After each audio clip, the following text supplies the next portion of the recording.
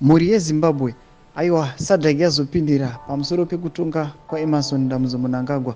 SADC yazopindira pamusoro pepolitical instability iri kuitika munyika yeZimbabwe ichiti aiwa Mnangagwa haangakwanisi kuita the chairperson of the SADC troika kunyange hake panguva ino ari vice chairperson and acting chairperson of the SADC troika. Saka iri kupindira chiti aiwa haangakwanisi ichibhesa on the assumption yekuti charity begins at home.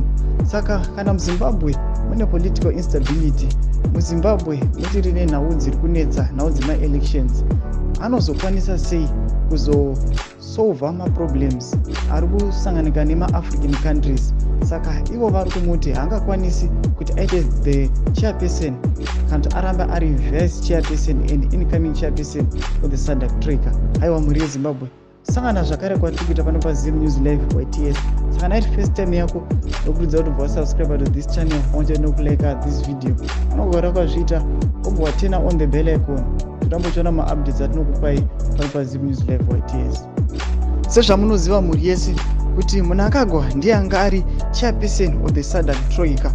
Saka panapa SADC iri kuya ichitaura kuti ikatipinda nyaya yacho muzere iri kunzi SADC is deciding that Mnangagwa won't be chairperson of SADC troika because of events that are occurring in Zimbabwe.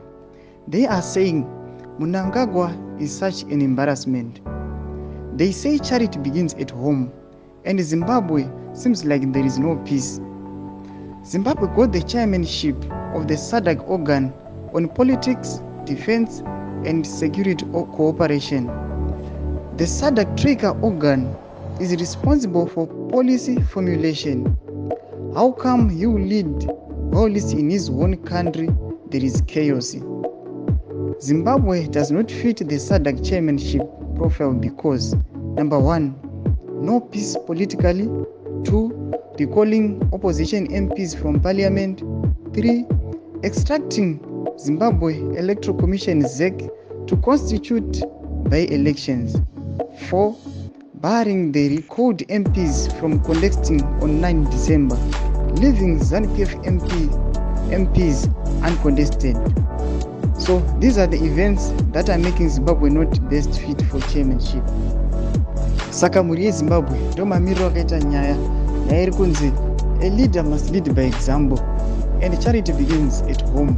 Saka nekuda kwezvese izvi political instability iri kuitika munyika yeZimbabwe hazvingaiti kuti Mnangagwa adeserve the position yekuva chairperson with the SADC troika. Saka nyaya inobva endera mberi ichiti Hakainde Hichilema and SADC are now ready to push for fresh elections, and there is now hope that things are going to be okay in the coming year 2024. They are accusing Mnangagwa that why are you still in election mode since August 2023? Because it proves that there were no elections even in the first place. And in courts, Zanu PF is allowing Sengezo Chabangu to allow and make changes in the CCC from Norway. Their aim is to dismantle CCC. Sabaoza makuti Chabangu ari kususpectwa kuti anenge ari kutumwa neZanu PF, anenge ari kutumwa naMnangagwa kunzi aenda anoparadza party yeCCC, uye achipinda mumacourts achinzi aiwa ngaari kukwanisa kunointerfere within CCC achimeka machanges. Saka ndo nyaya iri kuteedza iyo chinzi aiwa Mnangagwa is not the best fit for that position.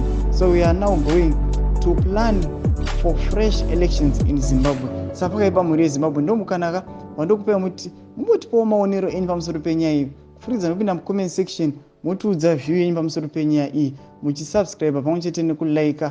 Kana mamakazvipedza mamatina on the bell icon tonamba muchiona ma-updates atinokupai pano paZim News Live YTS, nekuti kuita zvese izvi mahara.